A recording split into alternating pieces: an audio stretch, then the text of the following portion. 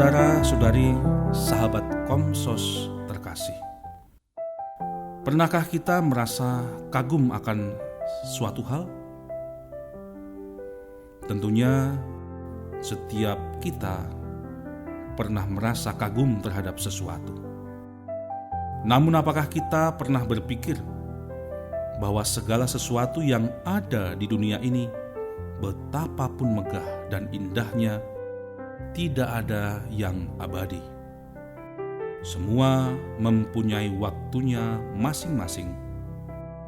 Dalam Injil hari ini dikisahkan bahwa Yesus sedang berbincang bersama dengan para murid-Nya.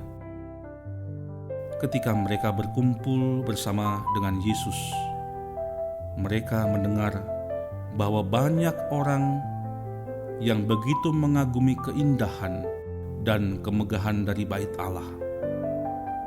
Tidak terkecuali para murid. Melihat itu, Yesus berkata kepada mereka, "Apa yang kamu lihat di situ? Akan datang harinya di mana tidak ada satu batu pun akan dibiarkan terletak di atas batu yang lain. Semuanya akan diruntuhkan." Perkataan Yesus ini ingin mengingatkan kita untuk menjadi pribadi yang tidak melekat pada hal-hal yang sifatnya duniawi. Kita seringkali bangga dengan status, jabatan, dan harta yang kita miliki, sehingga lupa bahwa itu semua hanyalah sementara. Yesus juga menasihati para murid supaya mempunyai iman yang kokoh dan kuat. Karena hidup orang beriman tidak akan terlepas dari yang namanya tantangan dan kesulitan.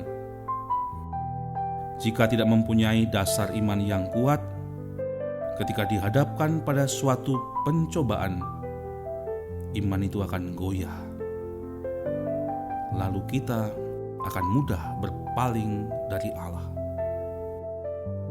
Yesus mengajak kita semua untuk selalu berani dan teguh dalam beriman, serta percaya bahwa Tuhan senantiasa menyertai umat-Nya dalam setiap situasi dan kondisi.